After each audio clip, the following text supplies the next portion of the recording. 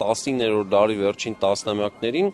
թուրքական օսմանյան լիբերալիզմը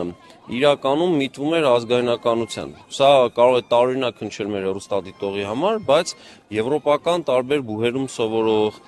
թվում է թե ազատական գաղափարներին հաղորդակից դառնող թուրք տարբեր շրջանակներ, վերադառնալով Օսմանյան կայսրություն, այդ գաղափարները փորձում էին տեղայնացնել թուրքական գաղափարի վրա։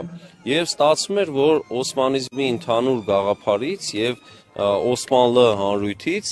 անցում պետք է կատարվեր զուտ թուրքական հանրույթի։ Իսկ սա նշանակում էր բացառում։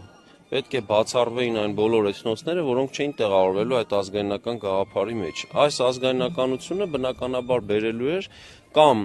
այդ ազգերի զբաղեցրած տարածքի նրանց հայրենիքների անջատման, այսինքն անկախացման, կամ էլ այդտեղ ապրող բնակչության ոչնչացման։ Եվ օրինակ արաբական երկրները կարողացան հաջողությամբ տանել գործընթացը անջատման ճանապարհով, իսկ ահա հայերը, Պոնտոսի հույները, ասորիները, եզդիները ցավոք փաստորեն զոհ գնացին ցեղասպանության։ Նախագծի գլխավոր գործընկերն է Converse բանկը, ֆինանսական աշխարհի ձեր հուսալի գործընկերը։